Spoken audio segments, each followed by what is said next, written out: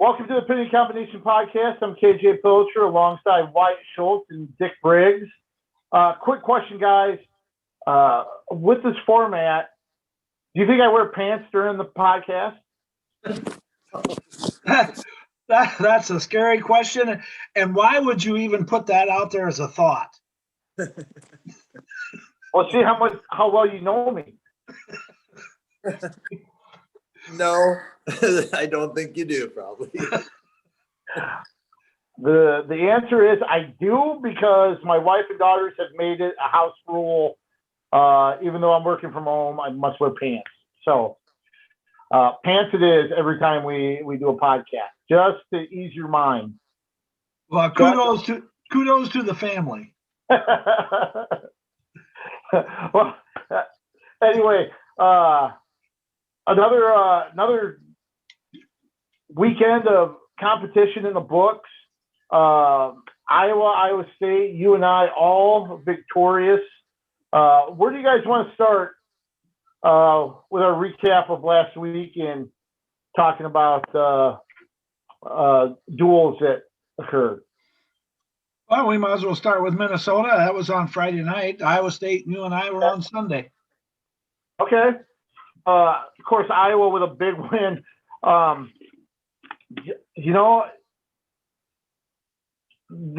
They've wrestled two programs that traditionally are very competitive, and they pretty much just ran away with the duel from the start. What are your thoughts on just Iowa's dominance here to start this abbreviated season? To me, they're almost phenomenal because, they could go through that whole lineup, just like they did with Nebraska, almost to a point of skunking them. And kind of like Brand said on his press conference, Gable Stevenson may be one of those guys that you're glad he's on. You would be glad if he's on your team, but you don't want to wrestle against him. But the other thing that I enjoyed about watching that duel is the fact that they wrestle for 7 minutes. Mm-hmm. It's not like they wrestle for 5 minutes and then coast in that third period. They're still going at it. Look at Ironman in that last period trying to get a tech fall. Uh-huh. My thoughts are, I think we know how good Iowa is, but this is a crazy year with the limited competition. So the bigger question is, how good is Nebraska and Minnesota? And where do they fit in? I was really looking forward to this weekend with Michigan and even Illinois, who's really shown they're 4-0 and doing a great job. So to maybe even have a better barometer to see where Iowa's at. But there's no question Iowa's a great team. It's kind of where those other two that they wrestled fall in. So we'll see on that. The one thing that gets me, it's a rarity. There have been teams that have been very dominant, but to be able to post or put somebody out on the mat every weight, knowing that they could win.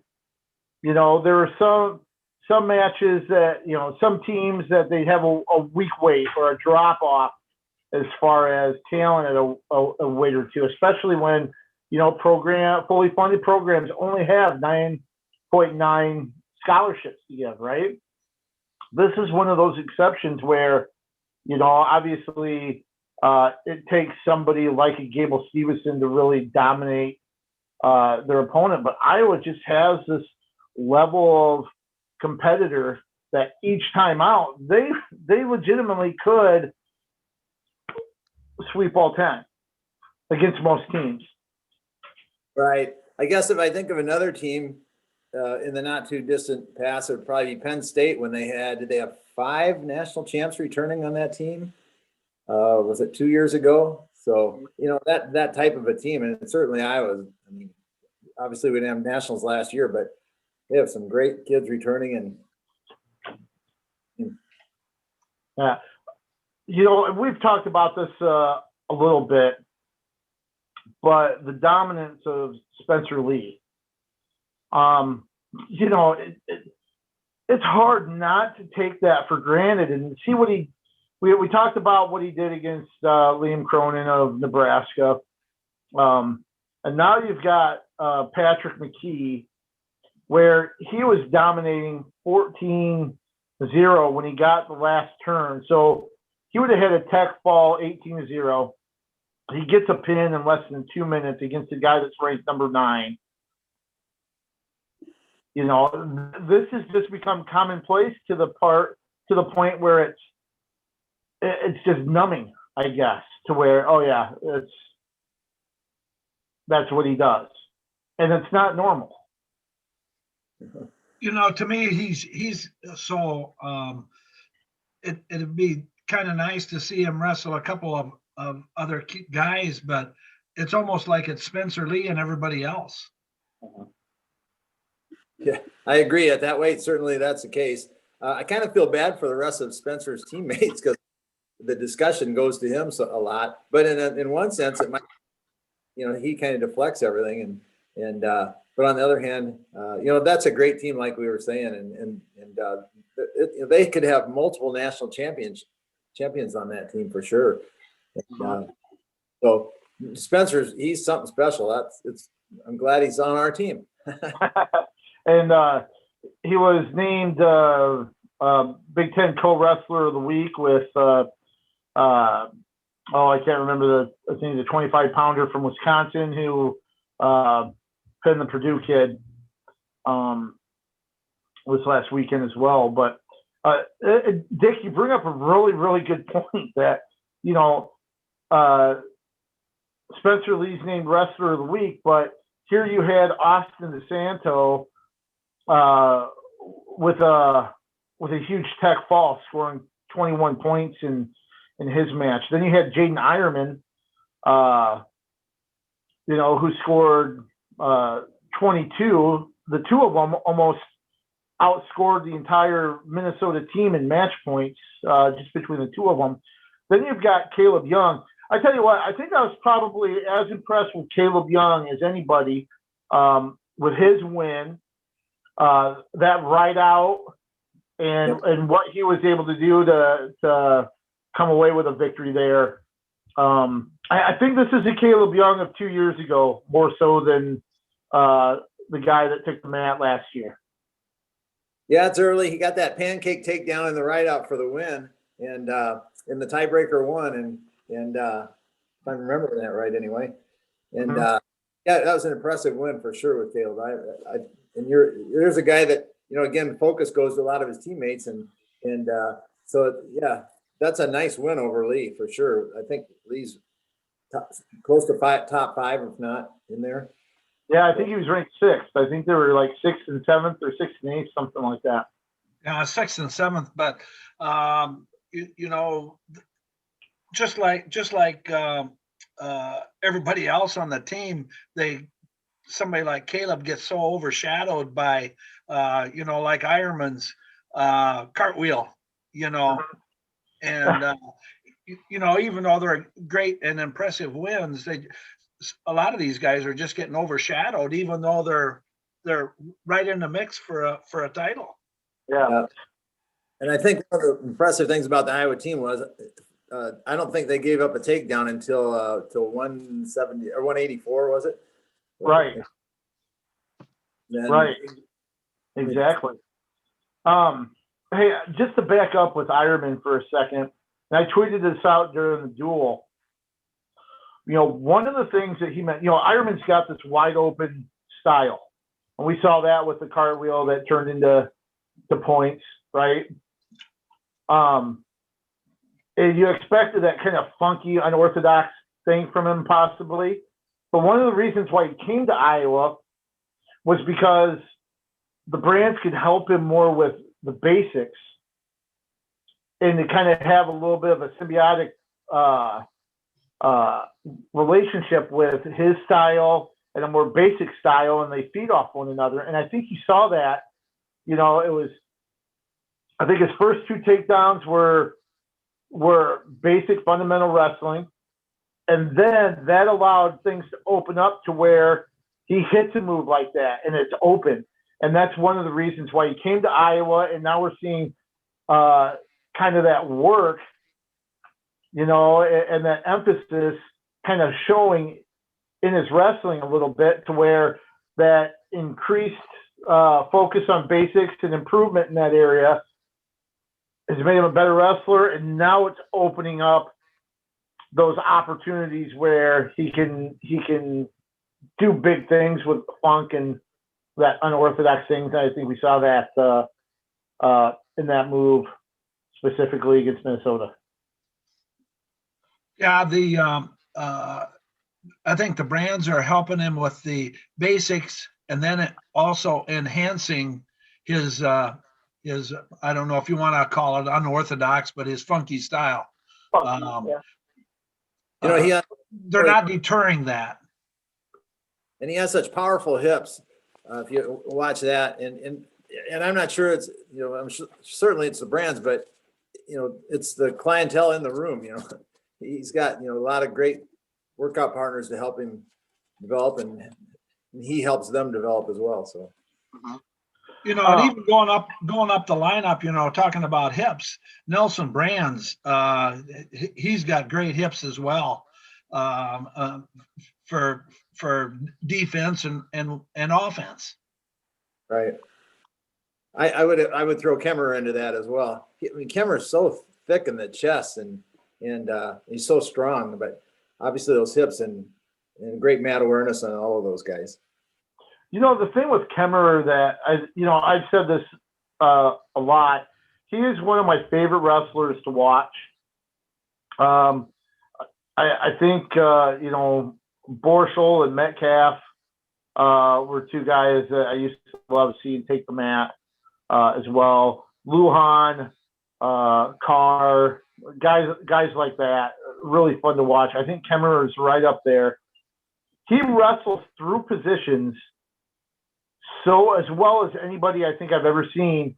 You know, the takedown against Hall last year is a prime example where you think, oh my God, he's given up a score or points, and somehow he just continues to wrestles through things and then ends up turning into points. He, I can't remember who the Minnesota wrestler was at 74, but it looked like he was dead to rights. Like he had a takedown on Kemmerer. Kemmerer kept wrestling and somehow prevented giving up two, and then eventually got another takedown of his own. I mean, I think he does that as well as anybody in an Iowa singlet. Right now. You're talking about Ayler for Minnesota? Well, yeah. I think that's who he wrestled. I think got in on a takedown and had him dead to rights, and Kemmerer just kept wrestling through, and you know. I was actually kind of impressed with the Minnesota 65 and 74 pounder, both. Sparks is a true freshman that wrestled Marinelli, and he's a great hand fighter. And Marinelli was having trouble penetrating and finishing on some shots. I mean, obviously he won and did a nice job, but give credit to Sparks, who's that true freshman. I thought Warner had a nice turnaround from his loss to Schultz the week before. Now, granted, the level of opponent is a lot different. But I thought he did a nice job bouncing back. But, you know, I know we talk about Spencer Lee, but, you know, Gable Stevenson on the other end of the spectrum, or the other end of the weight classes, he's that same way. I mean, I tell you what, you wouldn't think you were looking at a 1 versus 3 matchup the way that he really controlled and dominated that match. And, you know, there's a time there where you thought, oh, hey, it's 5-3, 5-2. It looks like he's, you know, he might be getting tired or slowing down. And then, bam, he blows the doors off Chessiopi in the third period and really pulled away. You know, something that elite wrestlers do. Yeah, he kind of showed that just like Spencer, he's kind of a step ahead of or in a class by himself, or at least so appears at this point. just solid, and he wasn't very far away from winning a national title as a freshman. Yep, I don't know him at all. I know that he's very athletic, but he seems like the kind of guy that he almost has to calm himself in the match to try and, I mean, other just explode and I mean that in two different ways. One, just explode and in this way he doesn't have to calm himself, but would blast open any match really. I mean, that's the number one versus number three, and it wasn't close. And he's also one that looks like he could be a little edgy. You never know what might happen. Right. I usually hate conversations like this, but Minnesota has really had some had a tough go of it ever since J-Rob stepped down. Some issues on and off the mat. And I know this season, Dick, you kind of alluded to it before. You don't know exactly where other programs are at with how different this season is and how the off season was, with a disruption to the regular routines. But Agam has just had a tough go of it. Does Minnesota need a change up there, or do they just need to kind of weather the storm, pun intended, given the Minnesota Storm wrestling club? I guess I'll tell you what I'm thinking. I think if a coach loses their job this year, that's not very fair, given all of the variables that are going on with COVID and everything else. And but do I think there's concern? Probably, yeah. But if anything were to happen, I would think it probably might happen after this year, next year or whatever. But I just think it would be unfair this year. Yeah, just with everything going on, this is not a normal situation for anybody. You have to be a little more flexible and lenient. I think this season too. Yeah, and I was just going to say, I would think you'd have to weather the storm, like you say. I hadn't quite thought about it the way the season went, but it's just one of those that I think you needed to weather give him a little time, I guess. Iowa has a home duel. Their second of 3 home duels this weekend on Sunday, 11 a.m. They're going to face Illinois. A little bit of a change. Saturday night, which I think is, I don't know, this might be one of the oddest news releases I think I've ever had on a Saturday night, when the University of Michigan released that it was shutting down all its sports. I think it said indefinitely up to 14 days, or I'd have to look back at the terminology, but it was the verbiage was a little different. Up to 14 days. Apparently, they had 5 positive tests of the variant to the coronavirus that has started to pop up in, I think in Europe and some other places, and now it's starting to pop up in the United States. But because of its apparently more contagious and accelerated issues, but they've shut down everything for 14 days. Athletic events, practices, across all sports, workouts. So that's going to keep us from seeing a number 1 Iowa versus number 2 Michigan on Sunday. Not really surprising, is it, that something like this happens, but still kind of a disappointment as far as not seeing that duel on Sunday. I think it's disappointing. I mean, I understand. I don't mean it that way, but just because I would like to see, the way Iowa dominated Nebraska, or maybe the way Dick said, you want to see how these other teams are. We know what Iowa is. It'd be nice to see what these other teams are. This is the first I'd heard that they had 5 people that tested positive for that variant. That's it wasn't wrestling specifically. It was sports wise. 5 on the campus. Yeah, and I thought the way I read it, I haven't read very much other than maybe what you even wrote. It was at least 14 days, wasn't it? That they're I think it was up to 14 days. 14, okay. Up to 14. Sooner. Okay. I'm not even going to try and know what the right answer is, but I know it's disappointing for those athletes and their families and the coaches and the fans as well. So we've done that one last March, right, when everything hit. So I don't know if we're going to have a knee-jerk reaction like we did last March, or if this is the smart thing. I mean, it appears to be smart because remember, we want to get to the end. So if it means not having a duel to get to the end, then so be it. Well, interestingly, yesterday during the weekly media press conference, I think a lot of people know who Mike Finn is. He's the editor with Win magazine. He asked,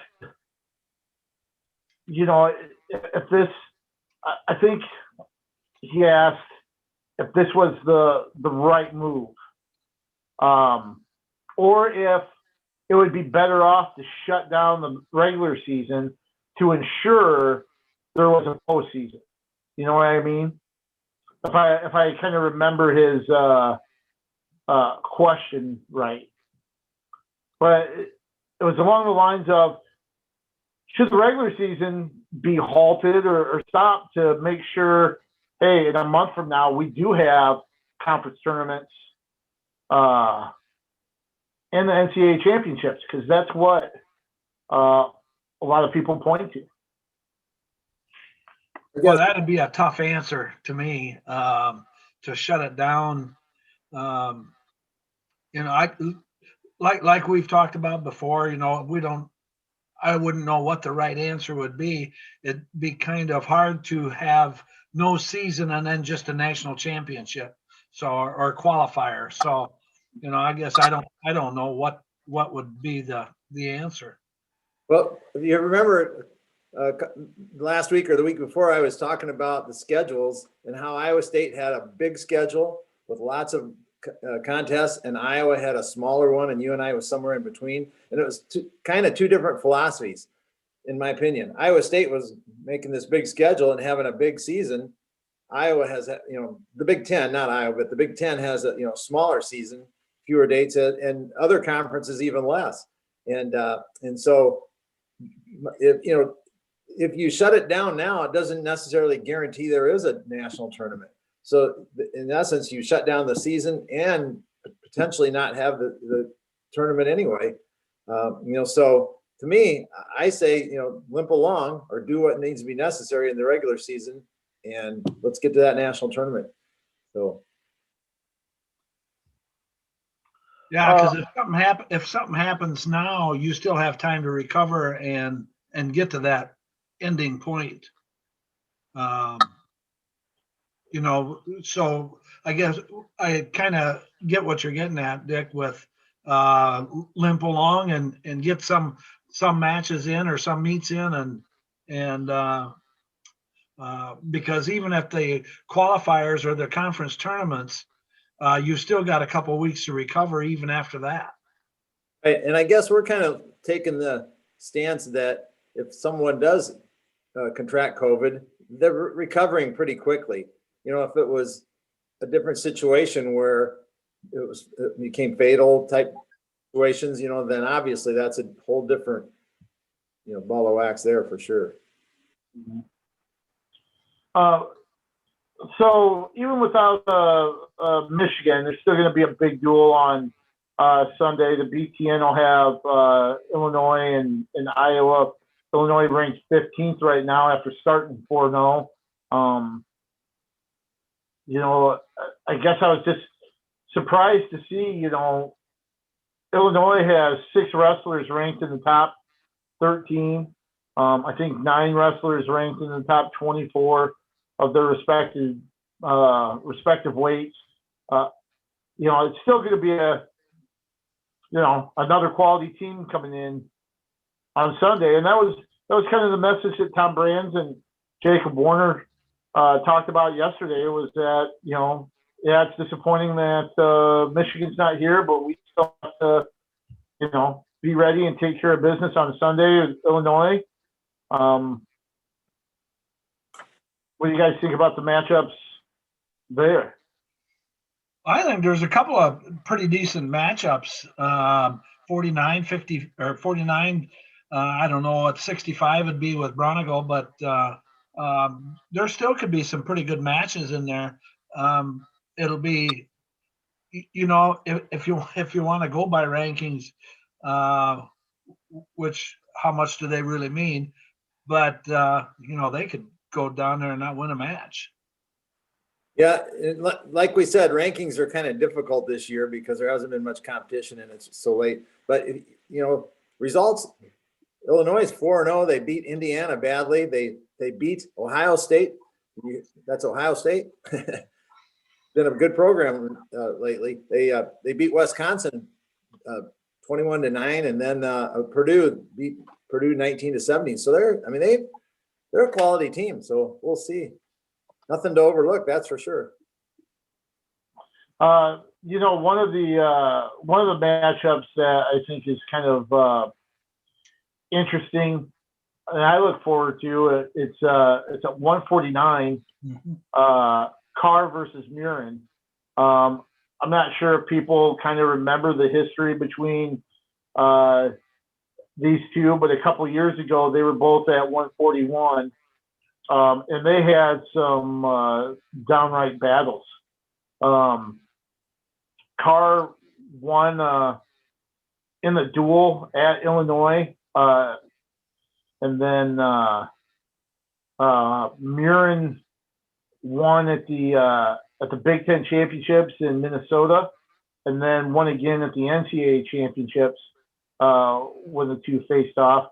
If I remember correctly, the win, avenging that loss to Carr, is what gave him an automatic berth to the NCAA championship. So he was able to avenge that loss against Carr to lock up one of those automatic bids to the NCAAs, and then he beat Carr again at the NCAAs, and that was 2 years ago. So that's now both of them are up at 149, and that could be a dogfight on Sunday.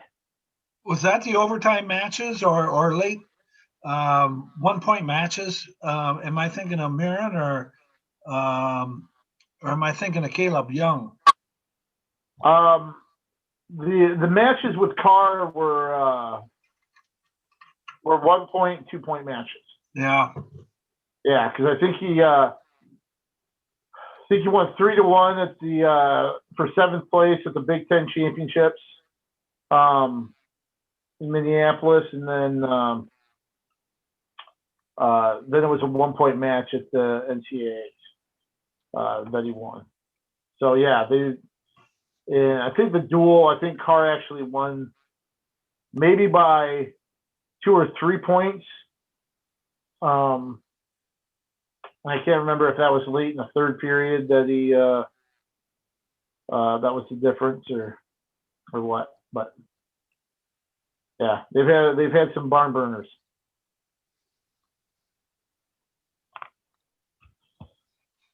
Any other thoughts about Iowa, Minnesota, or their upcoming duel with Illinois before we move on to UNI, Iowa State?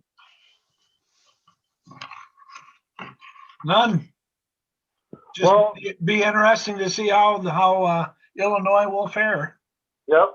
Yeah, it should be interesting given how Dick mentioned they've really done well so far.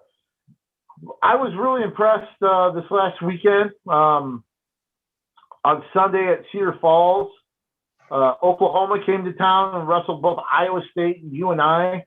And Iowa State, you and I both came away with victories. The Iowa State OU duel came down to the very last match, getting Gremmel getting a win, and I believe tiebreaker one to give the Cyclones a 18-16 victory.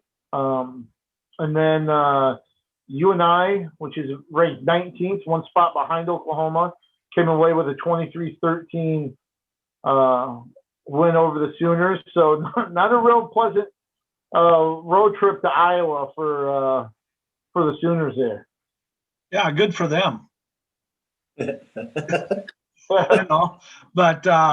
I don't know about you guys, but I was really impressed with Northern Iowa, the way they wrestled Oklahoma. Basically up and down the lineup, some good matches, and one of your favorites, Dick, was Damas, who had that big win over Bennett, but then lost to Parker. So, which was kind of surprising to me. Yeah, he's not my favorite when he comes to Iowa. No. Right. No, just one of those guys you like to watch. Yeah, and but that's I guess I was pretty impressed with Northern Iowa's performance. Agreed, and that means a couple of new faces in the lineup there. Particularly, I was pretty impressed, and I've been watching a little bit of video on him. Parker Kakaisen at 184, and that guy's a takedown machine. He won 21-9, so big. And basically, when the meet was on the line for the most part, and if he loses, it's a whole different story. But and also Lance Runyon, very close match going on, and it was back and forth. So Runyon slaps a cradle on, wasn't able to turn it, then slaps another one on and turns him and pins him. So big turn of events in those two matches right there. So that's 74 and 84. Yeah, I think Runyon's going to be kind of like your Ironman for Iowa. He's going to be I think he has a potential of being a fun one to watch. The way he was slapping that cradle in on from all over. He didn't get it locked up every time, but he was slapping that thing in all the time. Right, and that Kakaisen kind of reminds me of Brands there. So if there was ever a UNI Iowa dual meet, that might be a fun match to watch. So maybe they'll match up at nationals or something. Yeah.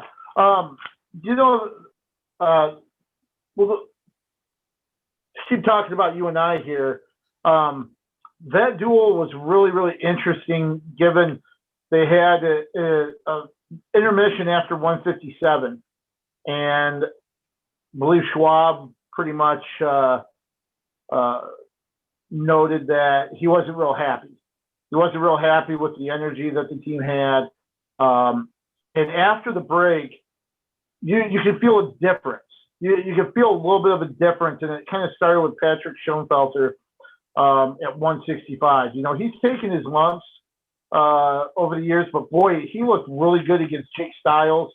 Really kind of broke things open. Got an escape and a takedown in the second period, and I know it doesn't show up in the box scores, but he had some returns, some really emphatic mat returns in that match to really shut down Styles instead of giving up an easy escape or letting him get to his feet and then maybe cutting him or whatever and playing that game. He returned Styles hard, and you could just feel a little jolt that gave kind of his teammates, and kind of got a little bit of a visceral reaction from him.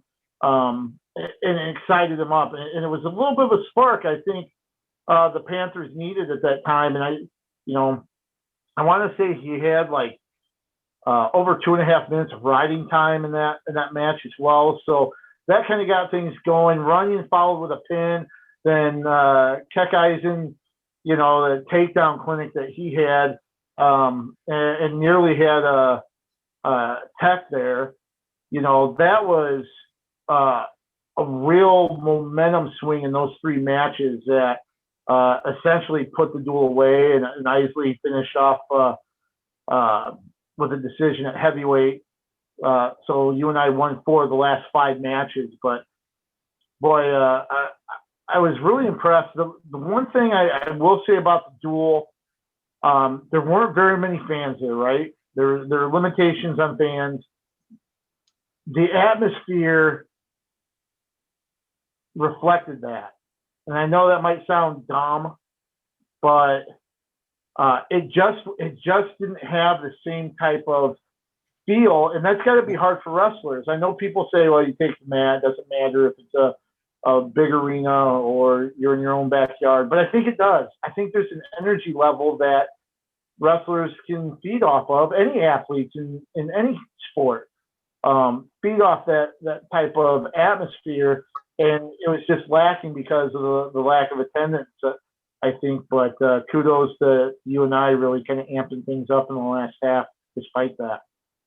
Yeah, I think it makes a big difference too, because you know, being in the McLeod Center, I'm sure every time somebody grunted or groaned, you have an echo in there because that you don't have any crowd noise, and I think you do feed off of that energy or the last match of your teammates. You know, as an athlete that got to wrestle at UNI in the West Gym back then, the men's gym, and the women's gym is now the East Gym or whatever. I don't know. Anyway, and I got to enjoy a packed house, absolutely packed house, and it's the loudest noise I've ever heard at a couple of the dual meets that I was involved in. And then we went over to the Unidome. And by the way, I'm old enough to, when I was in school, the Unidome wasn't built when I started there. So, I mean, the Unidome in the West Gym, not even close.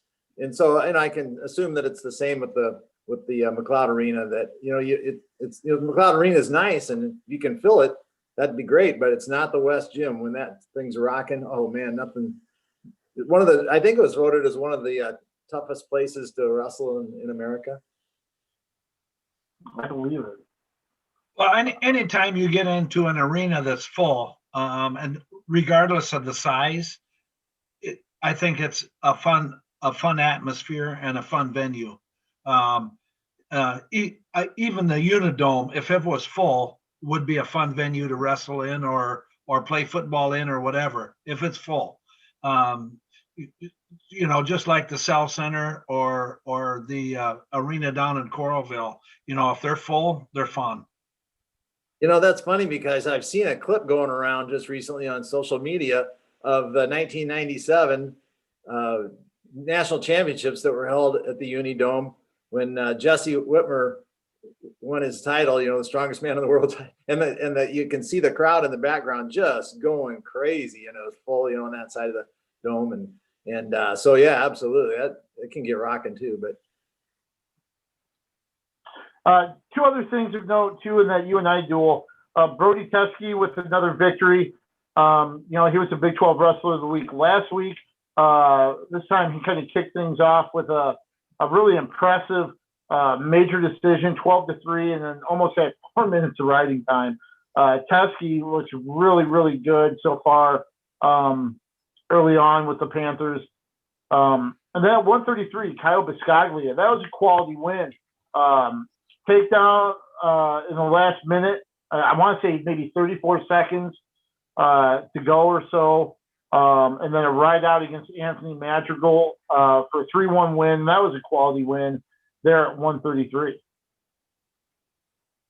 Yeah, I think that Madrigal's or somewhere in that vicinity. So, and then also Runyon's pin was over the 11th ranked wrestler. And, so those are nice wins, and that's what we were kind of hoping for at Missouri. Didn't get, but UNI's, they're young, but they've got lots of room to grow. Good looking wrestlers and some depth, because I think there's 2 or 3 new faces that are in the lineup this week that weren't against Missouri. So it's fun. It's gonna be fun to watch their growth. Yeah. Speaking of the Northern Iowa and even Iowa State, they're so young. It's too bad that we haven't been able to have that December for those guys to give them some matches in there to see that growth. Because I agree with you. I think there'd be a lot of potential, a lot of growth in those guys. Runyon came out and took it to Mantanona. Not the only one to top Mantanona. Julian Broderson with a big win against him in an Iowa State duel. One of 6 victories for Iowa State, even though it was tied going into that final match, or actually Oklahoma having a 1-point lead going into that final match at heavyweight. But Broderson also with a win over a highly ranked wrestler right on the verge of the top 10. He won 4-3. Big takedown in the first period kind of helped propel him. So Runyon and Broderson made it a really tough day for that Sooner. Yeah, Oklahoma not only had a bad weekend or a bad day, but so did he. Yeah, and we've talked about Runyon, so it's a pretty solid win, kind of making a statement. Yeah, and heading on like you're doing here with Iowa State, they had more than a couple, I think 2 or 3 that were real close down to the wire wins. And, Tarakina at 25 didn't Parker win in, was it? In the final minute? The final minute, that's the final minute, the takedown right out maybe as well. And, good for them winning those close matches and late in the match. So good job. Yeah, Ian Parker's a win over Demas earned him Wrestler of the Week honors. So here through the first 2 weeks, the Big Ten and Big 12 Wrestler of the Week honors have all been within the border, or at least a share of it, with Lee for Iowa 2 straight weeks, Teskey and Parker the last 2 weeks for the Big 12. So that's pretty cool. David Carr also came away with a win. One of the I don't want to say impressive, but a nice win for Isaac Judge at 165. He's kind of taken some lumps. He came away with a 4-1 win, got a reversal in the third, penalty point, and then riding time to come away with a 4-1 victory over Styles. That was a good win for him. Yeah, absolutely, for sure. Good to see him get on the winning side there. Like you said, he's taking some lumps, but that's that learning process. So I think he's going to be all right down the road. Do you guys know, was the Oklahoma Heinzelman, was he a ranked wrestler? He went 0-2 in real tight matches as well.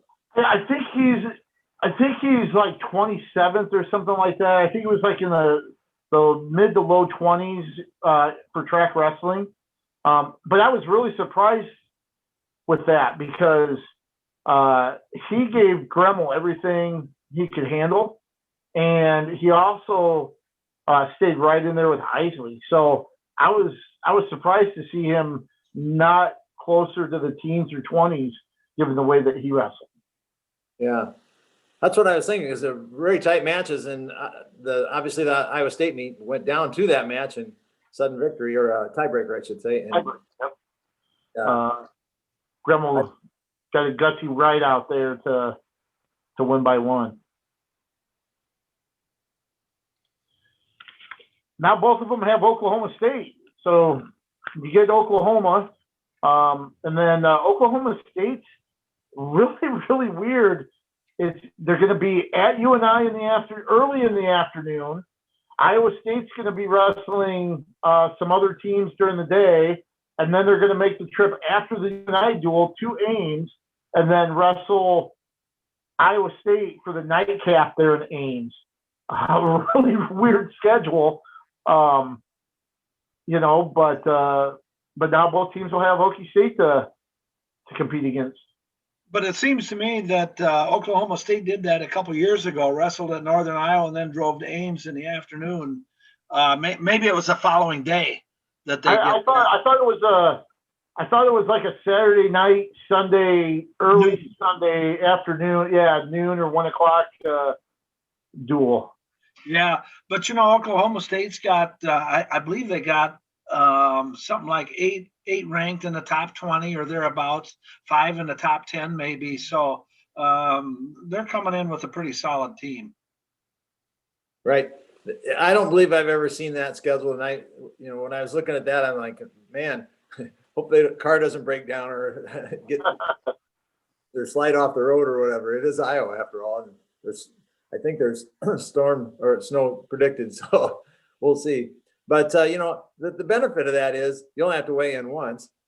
There's obviously some downsides to that, and maybe that was a downside for Oklahoma, having to wrestle twice, whereas your opponents only had to wrestle once. I don't know, so it's interesting, and I guess it's a COVID year, so you never know what to expect. So I'm glad at least we're wrestling.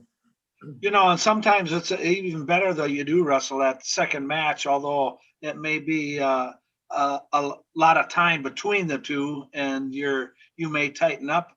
But there's a couple of good matchups. I guess I was kind of looking at the Iowa State 41 with Parker and Brock. I thought that could be a kind of an interesting match.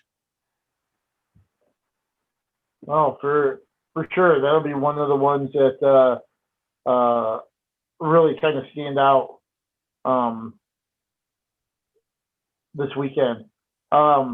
Just to give you a little bit of a timeline quick. So Oklahoma State will wrestle at UNI, which is a whiteout, by the way, for UNI fans. That'll be at 1 o'clock. Then Iowa State will wrestle Lindenwood and Iowa Central at 1 and 3. Oklahoma State will make the trip and wrestle Iowa State at 7 p.m.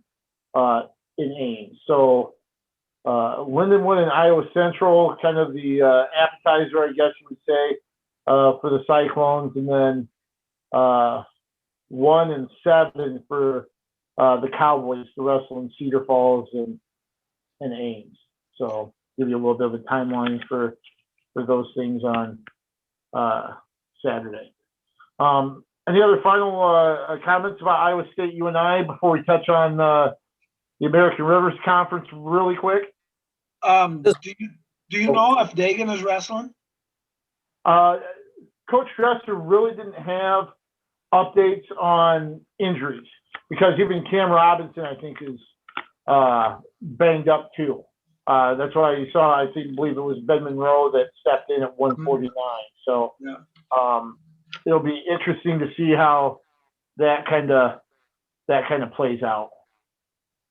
I would say this about the Iowa State schedule. Lindenwood is ranked number 4 in D2, and Iowa Central is ranked number 6 in junior college rankings. So, I mean, not that they're D1, but they're not. It'll be quality tests.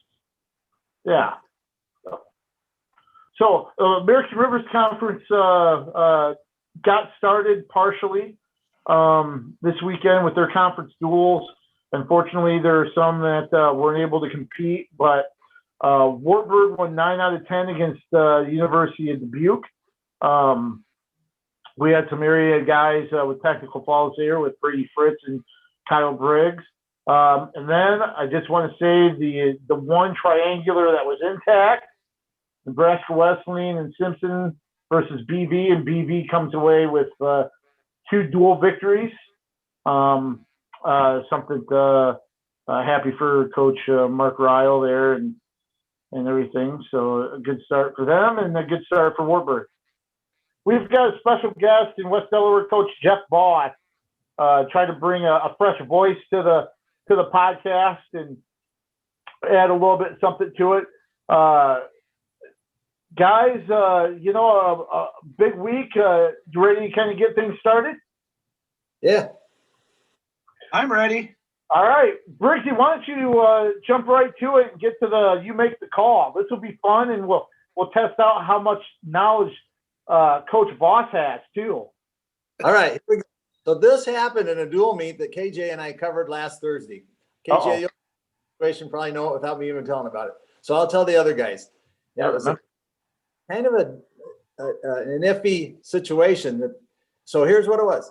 In overtime, in sudden victory, wrestler A took wrestler B down and was very close to near fall criteria, but not quite there. Within 2 to 3 seconds, wrestler B's back broke the 45-degree angle, putting him in criteria, and eventually wrestler A got the pin. The question is, was allowing the wrestling to continue the correct call, or should the match have been stopped? KJ and Wyatt, you first. Coach Voss, I don't want you to influence him. Wyatt, why don't you answer first, because I saw the situation and I think I've got the right answer. If I'm not quite sure, but if the points had not been awarded, it should have been continued. Had the points been awarded. Okay, so it's criteria. So in other words, he took him down to his back. I think it was a headlock maybe. And he took him down to his back, but you remember you have to break 45-degree angle to have the ref start counting. Right.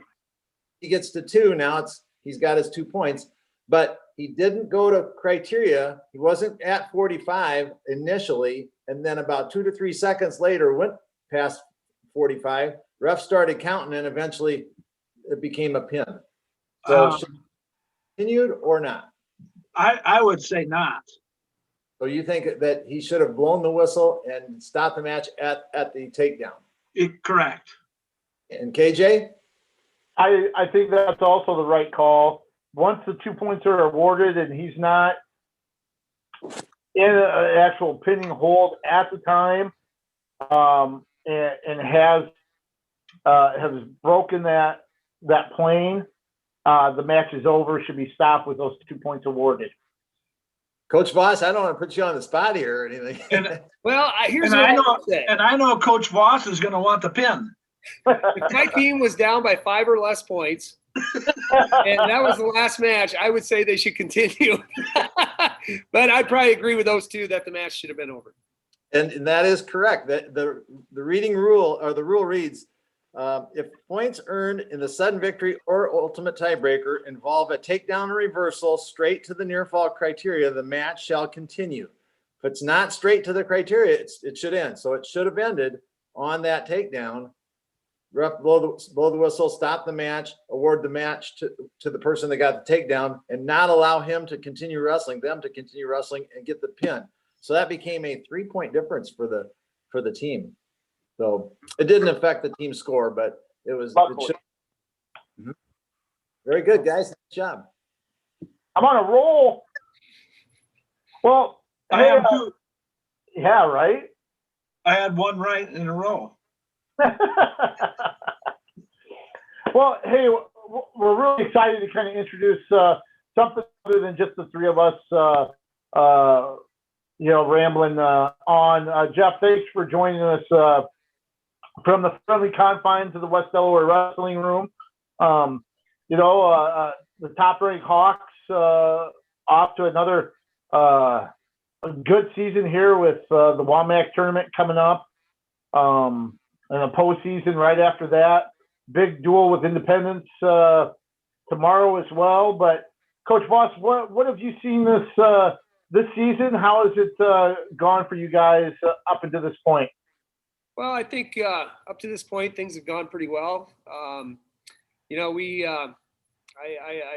don't think we've wrestled our very best yet with all 14 guys out on the lineup at the same time. I think we've wrestled pretty well in tournaments with our guys, but dual meet wise, I just don't think we've all been at our very best in our duels yet. So we still have some opportunities to do that. But overall, there's been a few hiccups here and there, the injury here and there, but we're getting most of the guys back right now, and they've made progress. Our motto this year has been better today than yesterday, better tomorrow than today, and they've done a real good job of buying into that concept, and making that part of our culture that we're trying to develop up here in the room. You know, I usually hedge at bringing stuff like this up. But, you know, last year, I think a lot of people maybe put the cart in front of the horse a little bit. You guys won duels. I think everybody expected another sweep. Osage came away with a team title. It's a traditional meet. You know, did that add a little fuel to the fire for the guys, knowing that, hey, last year we didn't get part of the job done, and they've been dominant this year for the most part? Well, I think, you know, you get down to the state tournament and, you know, all you can ask for is your guys to wrestle their best. And, you know, I think when we got to the tournament, our guys were wrestling their best. It just wasn't the best they wrestled those 3 days wasn't good enough to win it. And, you know, that happens sometimes. So, you know, were we disappointed? I think individually we had some kids disappointed, but we had some kids wrestle really well as well. It's just their best wasn't good enough those days. And sometimes that happens. And, you know, our and that's kind of why our focus this year has been, you know, wherever we're at today, we want to be better tomorrow than we were today. And at the end of the year, if we do that, I think we got some guys that can really do some good things. And you know, the first day of the state tournament, hopefully the second day we're wrestling better than we did the first day. And then the last day we're wrestling better the second day. So, you know, up to this point, they've kept that mentality. And so I guess I wouldn't expect anything else from them. And, you know, if that's good enough to win the traditional and dual tournament, then that's what's going to happen. If it's not, then it's not going to happen. You know, Osage had an awesome state tournament, and they definitely deserved to win that traditional state title, and we didn't. So I don't know if it's motivation to do better this year. I think it's just been motivation to get better each day in practice. You know, with the WOMAC conference coming up, so close to sectionals, you know, and some of the conference tournaments have been cut down or canceled. Some teams aren't even going to participate in conference tournaments. How do you feel about the conference tournament coming up? We're pretty excited about it. You know, the WOMAC tournament is it's a premier 2A conference tournament, and if you can do well at the WOMAC tournament, your chances of doing well at state and et cetera are pretty good. So, you know, we've had protocols in place since the beginning of the season, and you know, they're working. So, you know, I respect everybody's opinion on what they're doing with their teams. Our team's going to go in there and compete and try to do our very best and see what happens. But you know, other teams may not, and I respect that. And I think everybody's in their own situation. They want to handle it their own certain way. And you know, this year you just gotta, you know, everybody's going to do their own thing, and that doesn't mean we're right and they're wrong, or they're wrong and we're right. It's just what our team wants to do. And you know, I think our conference has done made some changes to you know, keep the kids safe, you might say. But you know, we could be walking down the hallway and possibly get something too, or we could get something at sectionals. You know, we're just going to keep doing what we've been doing, and you know, see what happens. Oh, my question is away from competition, but kind of ties in with what you're saying. What have you done with? What have you seen and observed? I think a lot of people are curious and would like to know from your perspective with maybe logistics at tournaments, maybe at practice, how you and other teams, has it affected competitions and that sort of thing with the COVID and the precautions out there? Yeah, you know, I think our school has done a good job of, you know, putting things in place. You know, we were hybrid for a while. We're back full time right now, but we've had some kids miss some time, but it was basically from outside our room that has allowed that, you know, caused that to happen. And, you know, it happened, so we dealt with it. But practice wise, you know, we wear masks when we're lifting. When we get up to the wrestling room, we stay in our little pods so that we're wrestling pretty much the same guys all the time. And in tournaments, we just follow the recommendations of the school. If we're not wrestling, we have our masks on, unless we're warming up.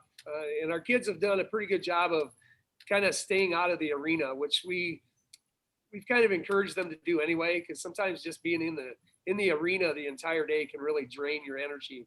So we started that a few years ago, just make our camp out away from everything so that kids can go back and recharge their battery in between rounds. And that's helped us in the past, and maybe was a benefit coming into this year, with the situation everybody's been in. But, we've been in some pretty big tournaments where, there were 17, 18 teams there. And what we did, whether it prevented it or not, our kids came back the next week and they were fine. But we're still working as hard as we ever have, and it hasn't affected that aspect of it.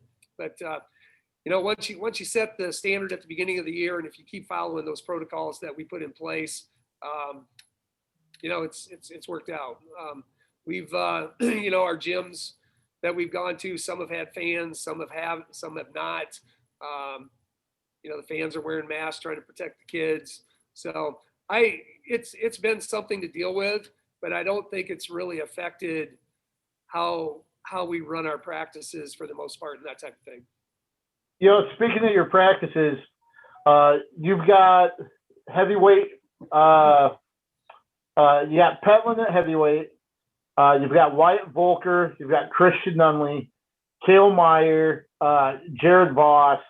You've got the Paytons at 45 and 52, right around there. You have an amazing kind of lineup of hammers from the middle all the way to the end. I mean, and not selling the lower end short, but boy, you've got such a strong lineup, especially from 145 on. What are the practices like when those guys are going at it on a day-to-day basis? They're fun to watch. I bet. It reminds me of our 2012 and 13 teams, and the kids kind of laugh sometimes when I say, Dean Brogammer had to wrestle Jason Goebel and Adam Reth every night, and there might have been nights where he walked out of the room and never got a takedown and ended up being a state champ. You see some of that in the room where it's, our practices have definitely prepared our guys for the competition we've seen. And the thing that I really like in our groups is that, they're not only there to make themselves better, they've helped the other guys get better. And I think that's just kind of been a part of our culture the last, so many years, where the kids aren't necessarily they're concerned about their own improvement, but their teammates' improvement is just as important. And, when you have those groups of kids together making each other better, the levels can increase quite a bit. I think you have a pretty tight-knit group anyway. You've had that for years anyway. And I guess what I'm getting at is, I think you're right in they tried to make the other guy better as well as themselves. Yeah, it's been ingrained in our culture. And I think, we're very intentional about bringing that up every year and developing that. One of the things that I actually got this from the National Wrestling Coaches Convention, listening to a National Coach of the Year one year down in Florida. And he said, everybody shows a double leg. Every coach in the nation shows a double leg.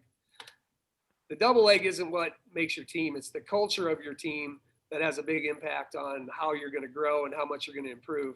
And, I always thought we had a good culture, but we necessarily didn't intentionally teach it every single year. And I think since we started doing that, it's made a difference, not only in our varsity kids, but, our JV kids have improved so much every year, so that, if their time comes, hopefully because of that, they've gotten to the point where they can compete in a varsity lineup, and we don't have a big drop off from year to year. So I think the culture piece is kind of a key to where we've been the last few years. This season, you've had some really impressive performances. Obviously, you returned a lot of firepower. It's not necessarily a surprise that you've done so well, but you came away with a team title over Waukee at a loaded Benton Community Tournament. You won a very, very good tournament at Perry, I believe. Your dual victories included a recent 36-33 win over Don Bosco, which between you two of the top teams in the state. Is there a moment or a performance that stands out to you as something that, even for this program, this team, this was something that was impressive? Well, we didn't have the Benton Community Tournament in the Perry tournament last year, and having those this year, I think the thing that our kids came out of those tournaments with was, okay, there's good kids there, and we wrestled really well against good kids. So I think the confidence that our kids have right now against competing against good competition is pretty high. And we got to the state tournament last year. We hadn't seen that type of competition. We saw it at Walmack, but we didn't see it week after week after week. And I think the Benton Community Tournament, to me, just showed our guys that, maybe we can wrestle with some of the best kids in the state, and we can compete against some of the best teams in the state. And so that tournament to me was, that's always been a good tournament, but holy cats, this year it was unreal, and our guys competed. So I think that was probably, if we're looking at highlights right now, I would say that was probably one of the bigger ones for the guys. Not only winning the Eckenrod over Waukee, but Waukee just won the Ed Winger over at Urbandale with so that's a good team. And I really think Waukee has a good shot at winning the state title. They're tough. Yeah. Okay. So I have to wonder, when you say holy cats coming from a dog breeder.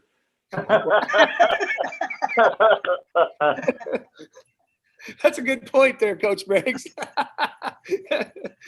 I'm not switching over.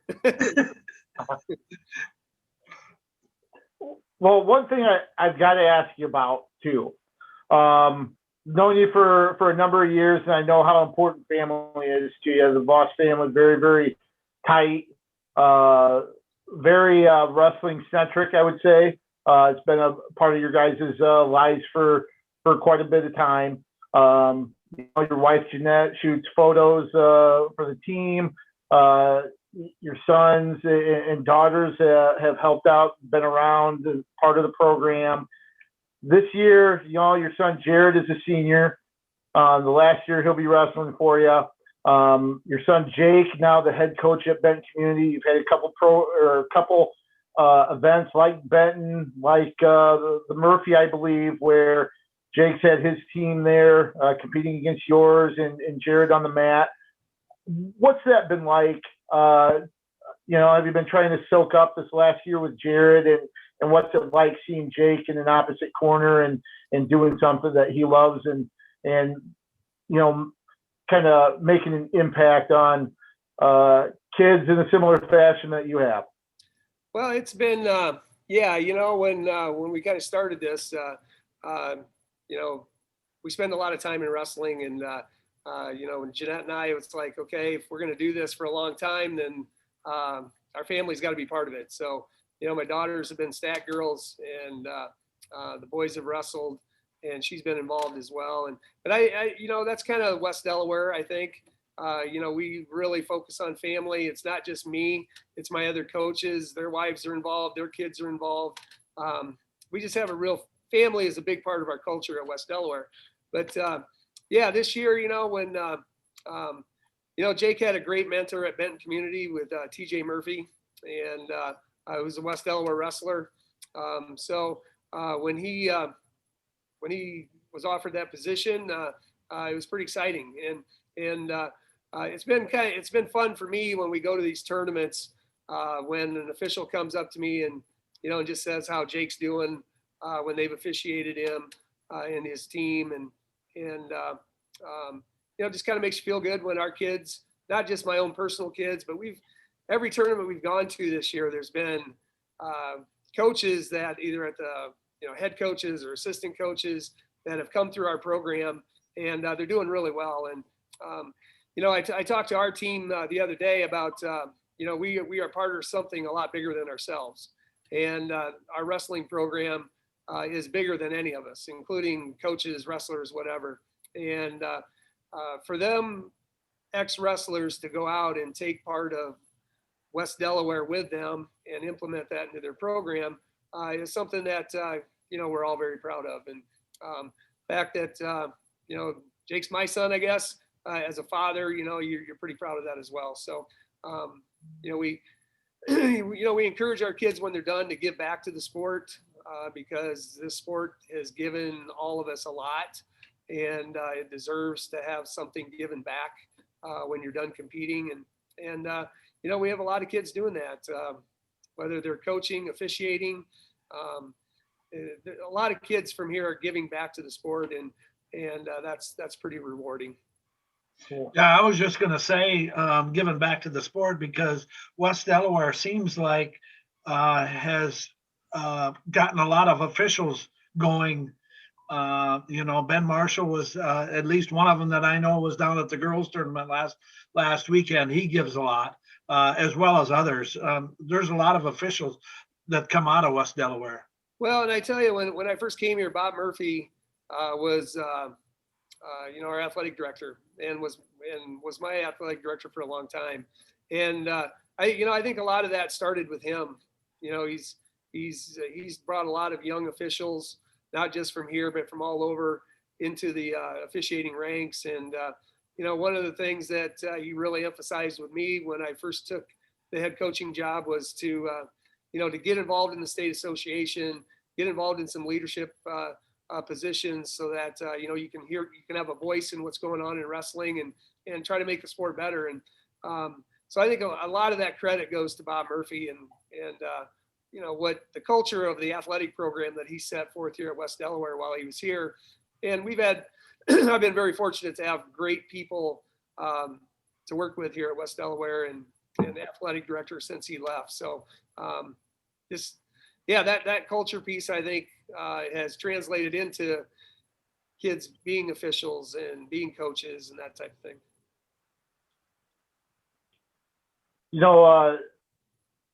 You've got the WAMAC tournament coming up Saturday. That's going to be at Marion High School. You guys are looking to repeat there. But before that, you've got kind of a rivalry duel on Thursday. Coach Briggs and I will be up there with the call on KCRG 9.2. You're hosting Independence. I love this rivalry. This is a duel that I look forward to every year, regardless of what the records are and rankings are. It's always fun. You guys have the traveling trophy. Coach Doyle, a former West Delaware wrestler. It's just one of the neatest competitions. What do you think makes that stand out, and what's it like being a part of that, competing for the Del Buck Trophy that Chris Lenz and Matt Shannon helped put together? Well, I tell you, since I've been here 30 some years now, and it's kind of been a big dual meet every year since I've been here. And so I think it started well before me. And the nice thing about that dual meet, they're pretty close communities. We're not that far away, and each community loves wrestling. The fans love it. The communities love it. So when you get that type of support, it always ends up in something pretty fun.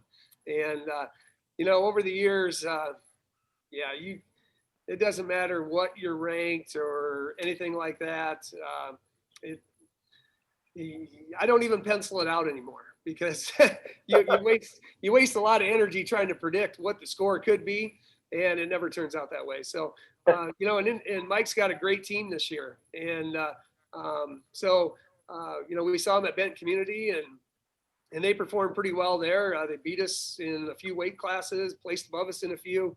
So, you know, we know that this should be a great dual meet, should be a great environment. And this meets like this is why young kids come out for wrestling, because, you know, we try to get our youth program, which has been a little abbreviated this year, obviously, with things, but you know, we always have our Meet the Youth Wrestlers night that night, because I want them to be in that environment. And, you know, win or lose, it's going to be a great dual meet. It's going to be a great environment, and kids will walk away from it saying, I want to be part of that someday. And it's a lot of fun. I don't know what the series is. I know there for a few years, they beat us quite a few times. We've had them a few times, but I think this Thursday night should be a great high school dual meet. They got a good team, and it should be a lot of fun. I always get a kick out of it. There's always a great atmosphere. I've seen cheerleaders start yapping and getting involved in everything. That's how deep it runs for both sides, that they want to get the better of the others. So that's pretty cool. Like I said, Coach Briggs and I will have the call on KCRG 9.2. I think broadcast might start at 7 with the duel starting about 7:30. So you can look forward to that. I know we kept you a little bit longer than anticipated, but do you want to participate in our 5 questions? Sure, love to. All right. So 5 random questions that we have. These are lighthearted and mostly away from wrestling, just for fun. The first one comes from Kelly Miracle in Central Iowa. What board game brings out the sorest losers and winners in your family? I'll start. Trouble. Have you ever played Trouble? That's the one with the popper in the middle, and you go around. That will cause a board to be flipped over and pieces rolling around on a table or on a floor. You go around and sometimes you have a choice of knocking a person out or letting somebody else slide, and that always happens, and it causes a commotion. And my daughters will fight. I'll fight with my daughters about letting somebody live and knocking somebody out, playing favorites or targeting somebody. And true colors really come out, because it can be ugly depending on how things turn out. That and Monopoly, those 2 things bring out the best and worst in us. Well, go ahead, Dan. So briefly, Uno, we played Uno, and no one likes to, be skipped. So gets ticked off, and crap on your neighbor, that fun card. Yeah. Yep. Well, I'll have a little story with mine. Not that we played a lot with chores and everything, but we played a little chess. Not that we were any good at it, but I beat my older brother one time, and he got so mad he stood up and stepped on the bishop.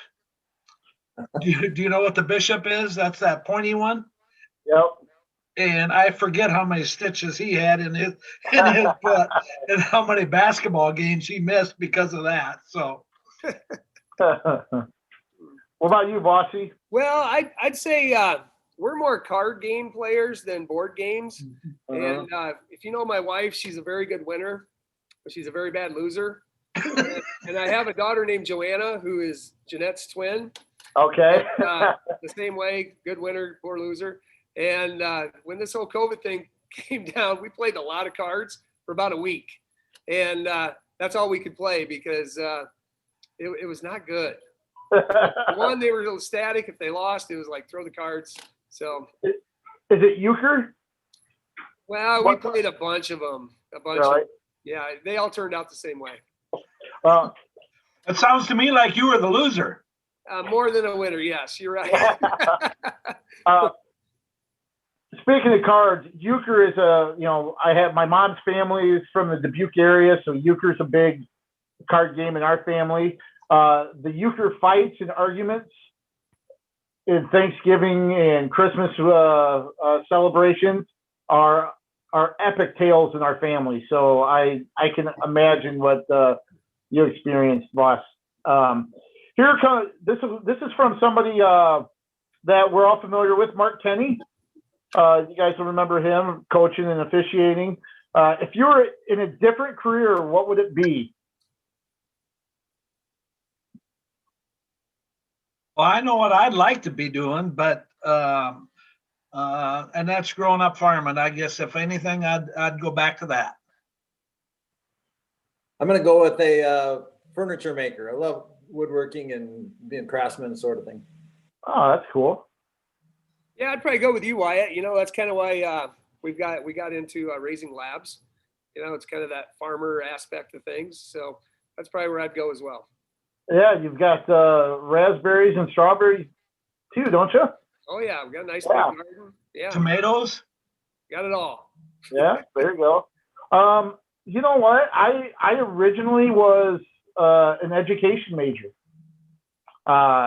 Teaching was something I had my sights set on until an RA got me involved in the Buena Vista football broadcasts. And next thing I know, I was a communications major, and here I am. So I venture into the teaching and coaching realm. So do you prefer fountain pop or can pop? For me, it's fountain pop. I really don't like can pop at all.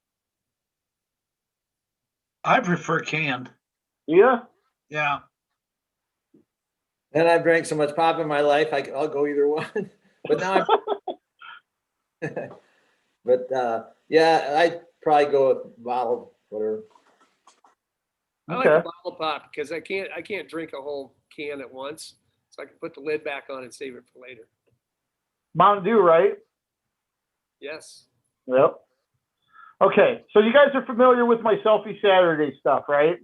Where I go around and take selfies with people on the Saturday of the state and national tournaments, correct? Correct. So somebody asked, in spirit of Selfie Saturday, is there anyone in sports history outside of wrestling that you would get a selfie with? Well, For maybe me- one. What's that?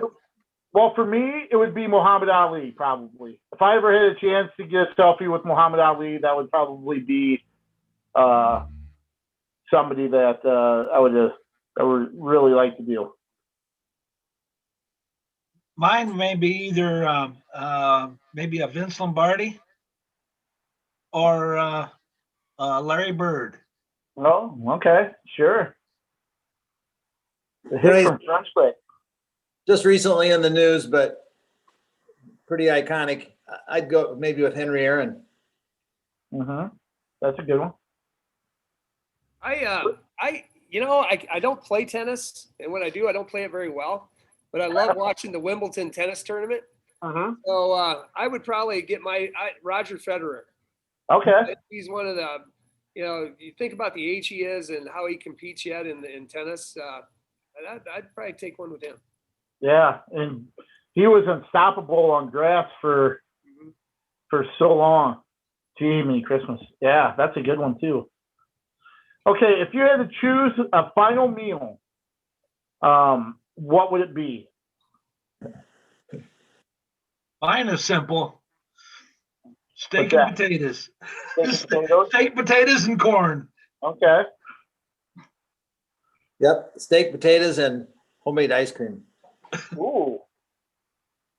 What about you, Jeff? I'd go medium rare prime rib with that green bean salad with that green bean casserole with the onion rings on top. Okay. All right, that's good. Me, my favorite is Italian food. So I have to say veal parmesan with spaghetti. That would be what I'd want for my final meal. So, all right. Well, cool. That was fun. Jeff, I know you got practice and stuff coming up here shortly, and some other things to tidy up for schoolwork. But I really appreciate you coming out, joining us on the Pinning Combination podcast. Hope you had a good time as well. Yeah, thanks for the invite. This is something I always look forward to listening to, and you guys do an awesome job of promoting the sport. So thanks for all you do. We had another big weekend this last Saturday as far as prep wrestling goes. I think one of the duels or one of the events that stands out was the Iowa Wrestling Coaches and Officials Association Girls Tournament down at Coralville, the Extreme Arena. Hosted, I believe the final tally for actual participants was 547. 12 weight classes this year, spread over 2 days, last Friday and Saturday, and you know, it was a pretty cool event. Yeah, I think with the atmosphere and everything down there, I thought it was pretty nice. I was down there on Friday, helped set up on Thursday. You know, and the one thing I've noticed going through some of the stats and stuff was how many matches these girls are getting in now. You know, it just seemed like 2 years ago, if you got 5 matches in, you did pretty well. And, you know, you look at some of these finalists and some of these girls are getting 20 and 30 matches in now, where, you know, just a couple of years ago, they weren't getting that many matches. Before. Yeah. Yeah. You know, I was going to do this and research it a little bit deeper, but I didn't have the time to do it. I'm looking at the evolution of girls wrestling the last 3 years, and it's just gone crazy, and even further, that last 10 years or whatever. You know, it's been baby steps early on, and then now they're pretty big steps and a big giant step numbers.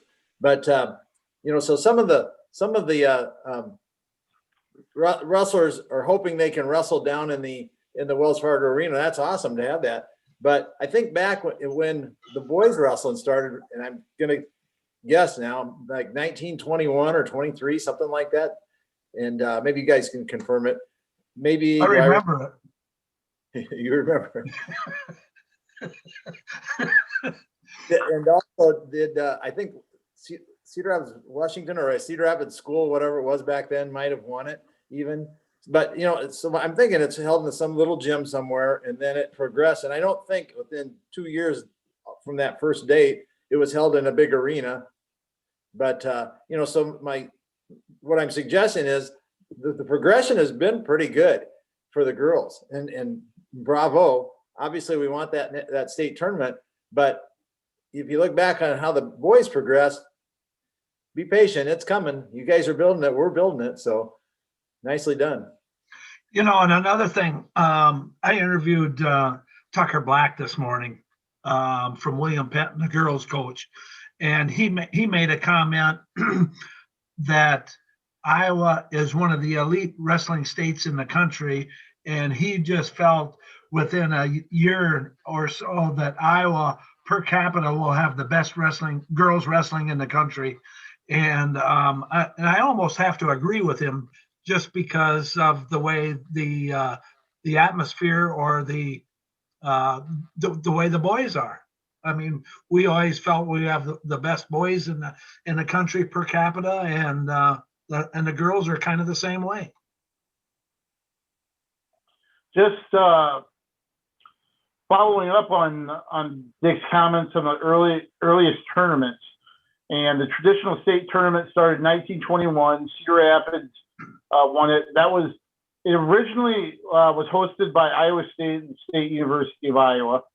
The first 2 years it was in Ames, but I don't exactly know what venue. I'm guessing that there is probably some recreational field house, not a big arena to start out with.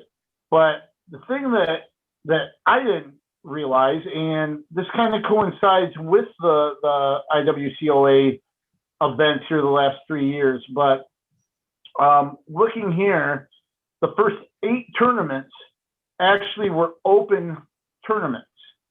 So from 1921 to 1925, and of course they have multiple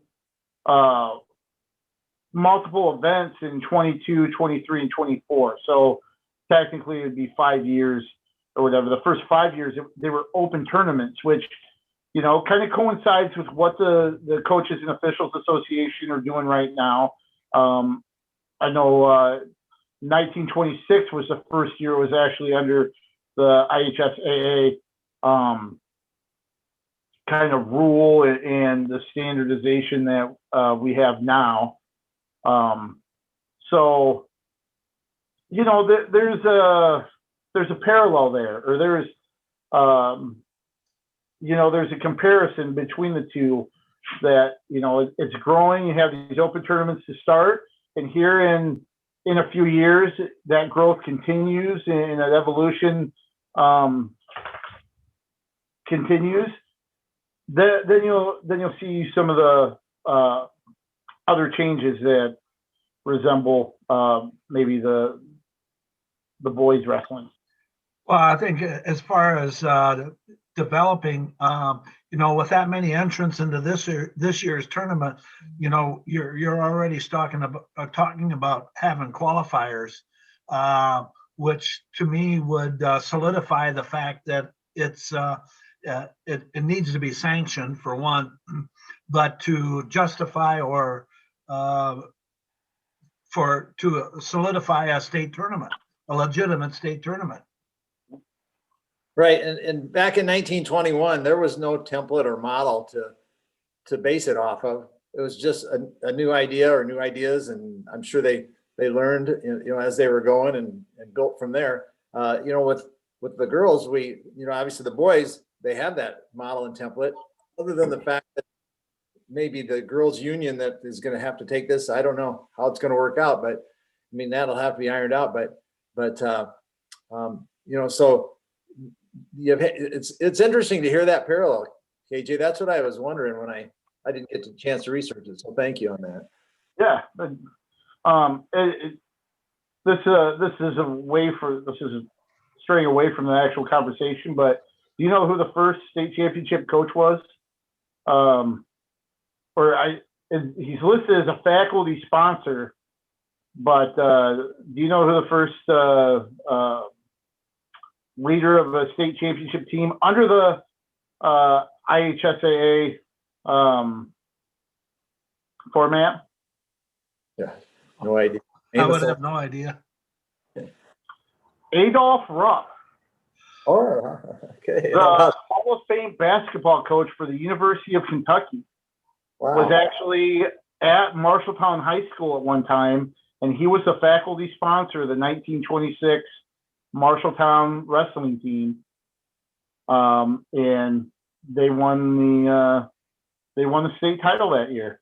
That's wild. And Allie Morrison was his student coach. So that's not necessarily a name you would associate with Iowa wrestling, but Hall of Fame basketball coach from Kentucky, Adolph Rupp, was the first leader of the state championship team. Saturday, while I was there, I mean, I really enjoyed the finals. There are some things that stood out to me. I can be kind of maybe a sappy or kind of a sensitive person, but seeing some things occur, like I've seen plenty of teammates whose sons have gone on and done well in wrestling, whether it's a high school teammate whose son's wrestling now, a college teammate whose son has wrestled, brothers and stuff like that. I had a former BV teammate whose daughter competed and got a pin. She didn't place, but she was one match away. But to see him and his daughter there together, and for her to get a pin like that in a big event, that was kind of a different kind of cool for me. Watching Lily Luft, the sister of Logan Luft, win a state title and kind of point up to to the rafters, to the sky, and kind of honor her brother that way. Those are goosebump type moments that, the lump in the throat that you get in Des Moines at Wells Fargo with the boys tournament quite a bit. And it was interesting to see it kind of happen Saturday for the girls. There's also an exchange with Jeremy Kriegel, the Iowa Valley coach, and Millie Peach. That was pretty emotional between those two, and something that you see down in Wells Fargo a lot. And, Jeremy Kriegel talked about how he remembered how much time Millie's put in from the time she was a kindergartner, and getting the tar beat out of her by boys all the time and being the only girl in the room and just sticking with it and doing something. And, Millie winning the first three, she was the only one to win titles in the first three the first three tournaments of this event. Those were the moments that, you see a lot in Des Moines that you saw kind of emerge this weekend, which I think adds to the event. I think it's just another step in its evolution. And it was just really cool to see. Can you tell me how many, I forgot to look, how many were in Millie's bracket at heavyweight? I think there's 13. So even that, because I think they started, and that's one of the smaller weight classes it's going to be. You always get that, lighter and larger weight classes. So, but I think she said the first one, if I remember right, was 4 in her bracket. Yep. And that's, tripled. Yeah. So, I believe she said it was 4 the first year. And you got to remember too, that first year, there was a snowstorm that kept some people from traveling on that Saturday. Or else there could have been a few more, but probably wouldn't been a lot. Because I think at the time there was maybe 110 total that were on rosters that were eligible. But last year she had a bracket of 21, which was a little bit bigger. And now you had, I think someone mentioned that there was a full 64-person bracket at one of the weights this year. So, Yeah, I think actually the smallest bracket was 170, I believe, at 14. Okay. 95 and 95, I think, had 19, but I think there was more than 13 at heavyweight. I was just trying to look it up here quick. No, you were right, KJ. There is only 13 in that bracket. Okay. Blind squirrel found a nut there. Lucky, but there's still there's the competitiveness of those are still pretty good. Yeah, and here's the obvious question: what's next? What would you like to see be kind of the next step with this event? I myself would like to see a qualifier. I think that would when you get to the finals or your quarterfinals, it wouldn't make any difference, I don't think. But it would maybe solidify the fact that it is an actual state tournament. I mean, not that it's not now. I don't mean it that way, but it would kind of justify like the boys. Sure. Well, it was a 2-day tournament, right? So 64, that's a big bracket. That's twice as big as the state tournament for the boys. So yeah, I mean, it's justifiable that we need to have some qualifiers to pare that down. But then if you pare it down, do you lose the ability to go to the big arena? So, I mean, I don't know. So, and then also, they're kind of coming in scattered. You'll have 1 or 2 from one school and 25 from another school. so. Yeah, I don't know how it all work in its infancy here, so it's gonna be fun to see. Yep. What would you guys think of it being a separate class run in conjunction with the state tournament? So you have 1A, 2A, 3A, and then girls all among the same.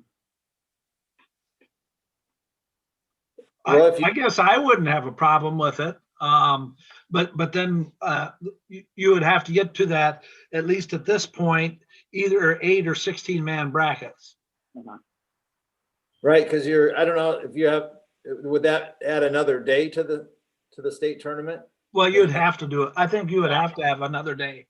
Fourth day, so then you've got that. Now it's a boys run tournament by the Boys Association. Is the Boys Association gonna have an umbrella for the girls, or will the girls union claim that? And now if that happens, now you've got to divide monies and it gets real tangled. So I don't. It's a murky water that you're wading in now. There's gonna be a lot that needs to be ironed out for all that. So it'll be interesting to see what the next steps really are and what people that are kind of at the forefront, what direction that they had, and where they're going to be allowed to go with this moving forward. So, yeah, I mean, it was neat, and I'm kind of looking forward to seeing the growth kind of continue as far as that goes. We had some other events. There's still the regular slate of tournaments. Wyatt, I know you were down in Clinton for the Bob Looters Invitational. So some really good performances there. Lisbon came away with a team title. I think 6 champs, maybe. 6 champs. To Linmar's 4. But the Lions roared, I guess, for both Lisbon and Linmar. Right. It's kind of hard to, with Lisbon's strength, of course, they're not going to finish second in too many tournaments. Right. And I did check with Avila, because he wrestled this time, where a year ago he went to the girls tournament so that he could watch Janelle. But this year he, with the limited competition, Coach Smith recommended he come and wrestle just to get some matches in, because they were slated to wrestle Bosco on Tuesday night, last night, which got snowed out. So they're not going to compete now until sectionals. That's their precautionary. And that was a depleted tournament. Because Illinois is not competing, which they had a few Illinois schools, and they had a couple of Wisconsin schools down there that weren't down there, and a couple of the Iowa schools opted out. So it was kind of a depleted tournament, but at the same time, by the time you got down to the finals, there were some pretty good matches. One of the performances that kind of stood out to me, Linmar's Grant Kress. A freshman there at 138 with a win over Michael Macias of Assumption. Linmar's got some strong kids, and a lot of them are young yet. This is a team that's not going anywhere in the near time. They're going to be around and contend for a while yet. They really are, and I'm sure you've noticed it as well as I have, because I didn't expect a whole lot of them, out of them this year, but they have just shown steady improvement all year long, which is what you want out of a team anyway. But that's been my impression, is there's just been steady improvement, just like this Crest, just steady improvement all year long. Wempen is another one that to me has shown improvement all year long. Well, when you have names like Park ×2, Noctiborn ×2, Wempen, Imokai, Kress, I mean, I kind of expected them to be pretty tough, at least around the area. one of the tougher schools around the area, and they're proving that. So I think they're going to be around a while. Like you said, they're pretty young. Yep. Luke Gaffney, another returning medalist for him as well. Yeah, they're going to be guys that they can score points for them. I think very well on the tournament side of things. They're a very solid dual team, but I think tournament wise, they're going to have guys that they're going to have individuals score a lot of points, and they're also going to have guys that contribute, in that 5 to 8 range as well, and that's going to make a difference getting into that top 5 in Des Moines, and I think that's a team that really. They're capable of doing it, really. It may not be necessarily the state champions, but a lot of place winners and point scorers. Sure. One other thing too,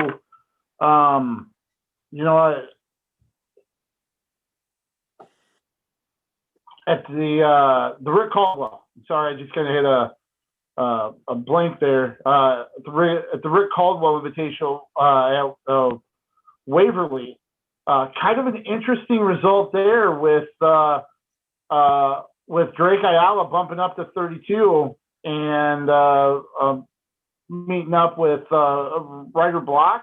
Sorry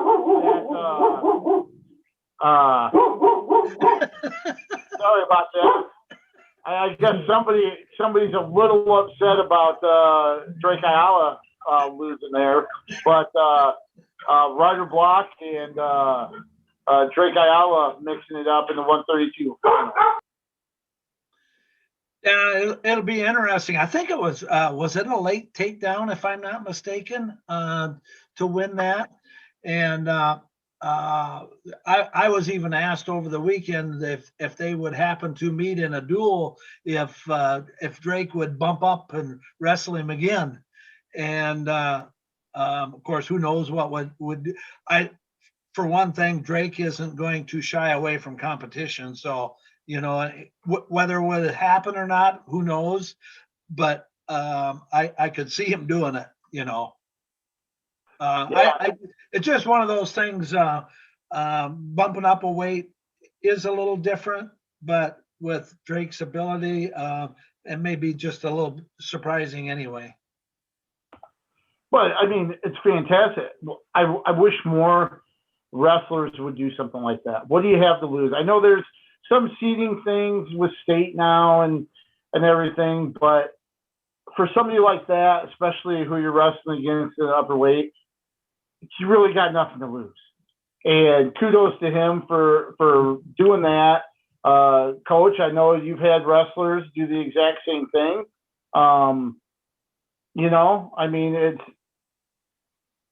I just think it's a good thing all around, regardless of how the match turned out. Yeah, we did. We had Mark Ironside, Jeff McGinnis matchups a couple of times, and I know in the midst of that, Ironside had a match with McGinnis. McGinnis bumped up. He had just had surgery on his knee, and over the Christmas break, and then was going to have a match with Ironside or with McGinnis, who was the number 1 ranked weight below him. He was going to have a match with, I believe, Macias, who was ranked at his weight, number 1 at the time. And then Mark wanted to bump up to the next weight to wrestle at the Ames Invitational against the number 1 seed there and wrestle all 3 guys. And it just wasn't going to happen. With his knee, I didn't let him go up to the next weight, but we did get 2 of the 3 in. So, or maybe I did. I don't remember. It's been a while. But that's the way Ironside was, and that's why those types of wrestlers are. So kudos, like you said, KJ, to Drake. So, were there any other prep results that really kind of stood out to you this weekend? I know it was really, really minor, but to see Cedar Rapids, Washington come away with a team title. That's a team that hasn't had a lot of team success. Really over the last decade and a half, two decades, they've maybe had a year or two where they've had some good individual stuff, but they won a tournament in Anamosa. That's a big thing for them. But Wyatt, were there any other tournaments that kind of stood out to you this last weekend? Well, I guess if any of them really stood out, it'd be the Edwinger. I guess maybe more so the fact that Waukee won. Not that I don't expect it, but Southeast Polka's just maybe it was one of those things that's always there. And the one thing I did notice going through the brackets, Matthew Lewis got beat again by Ferguson out of no, it wasn't Ferguson. Shoot, I can't remember now. Jesseroga from Southeast Polk. And Lewis is a 4-time or a 3-time state champion. And another thing, not that it's a big upset or anything, but Greenlee beat Little at heavyweight. They had met in the finals last year at the state tournament. So that was one of those things that I guess I happened to notice. And at heavy, pretty stacked weight. You had number 1, number 2, number 3, number 6, and number 7 all there, the ranked kids at heavyweight. So that was a loaded weight class. And KJ, to you, JP Graham and company and his coaching staff, congratulations, and his wrestlers, of course, for doing a good job of building that Washington program. That's not an easy thing to do. Just lots of reasons to not be able to do it, and they're doing it anyway. So good job. One other note, I guess, was the Clyde Bean duels. Xavier went 4-1, placed second there behind Hampstead. They had 7 teams there, so I think 2 teams got 5 meets in. Xavier was one of them, and then the other teams got 4 meets in. So Xavier's chugging along, doing well. Yeah, and I think their top 4 wrestlers right now received a text from Ryan Chambers. I want to say they're combined like 114-4. Let me see if I can find that right now. Yeah, 114-4 between Christian Stanek, Ivan Thomas, I think it's Kalen Shannon, and who's the 4th one that I'm? Would be Volk. Yeah. Yes. Thank you. So those 4 are combined 114-4 for them. So that's pretty impressive for them, and a nice showing down at the Clyde Bean duels for them. One other. This is more of an individual result than maybe a team finish, but one of the performances that kind of caught my eye too, Hayden Taylor of Solon came away with a title at the Herb Ergens Invitational. And the reason why it kind of caught my eye is in the finals had a showdown with Don Bosco's Cale Frost. And Taylor with a takedown in overtime to win 3-1, sudden victory 1, to improve to 29-0. So that was something that kind of stood out to me as Don Bosco won that over Sergeant Bluff Luton pretty handily. Yeah, they had how many champions did they have? I had counted them up at one time. It was quite a few champions out of that, I believe. So, and this weekend, this is supposed to be a big weekend. Unfortunately, we don't have the Mississippi Valley Conference Super Meet because that's been canceled. It's going to be hit and miss. I know Lisbon is not going to compete in the Tri-Rivers Conference tournament this weekend. I believe that's going to be held at East Buchanan High School in Winthrop. Marion's hosting the WAMAC, as we mentioned, with when we were talking with Coach Voss. The River Valley Conference is going to be held at Monticello. I know the Upper Iowa Conference, the Northeast Conference tournaments in the area are being held. It's going to be hit and miss on what teams are going to be there or whether or not they'll have JV wrestlers wrestling in their place to try to avoid any issues with quarantining for the postseason coming up, especially those 1A and 2A teams. What are your thoughts about just kind of what's lying ahead here on Saturday? Have you heard, is the CIML going ahead with theirs? Wyatt? I had heard. I'm wondering if it's not a stripped down, or either that, or they're not even going to have the tournament this year, because they always had it I believe the night before the 1 and 2A sectionals, and so I know there's some teams that are not competing. And as far as I know, the MAC is at full strength so far.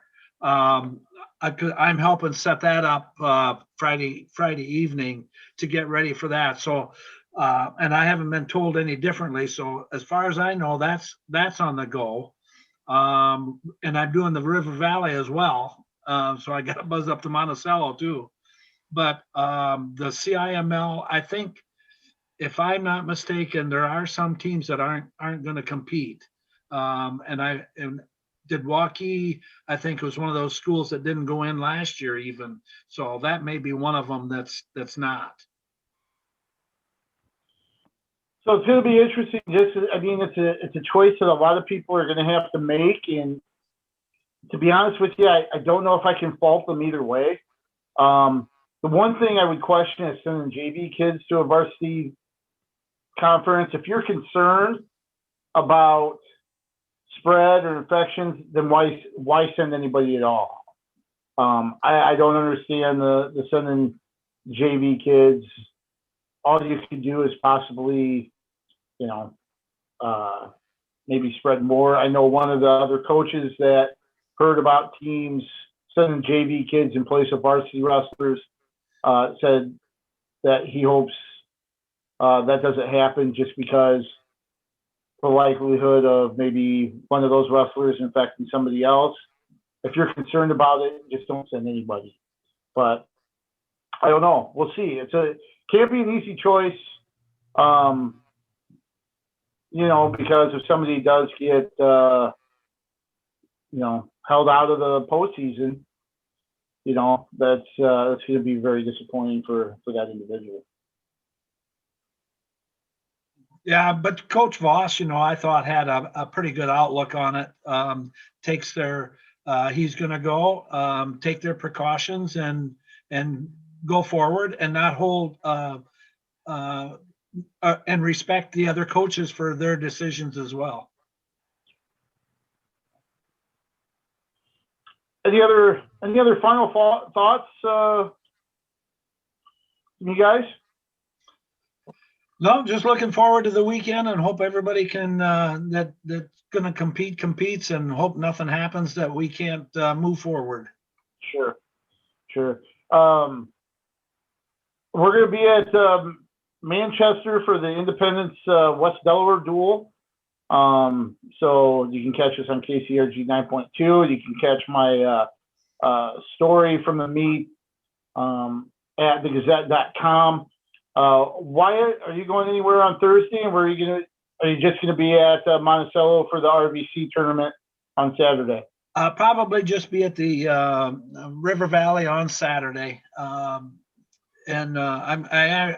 going down to Clinton on Friday night to help set up the equipment down there, and then I'll be at Monticello on Saturday.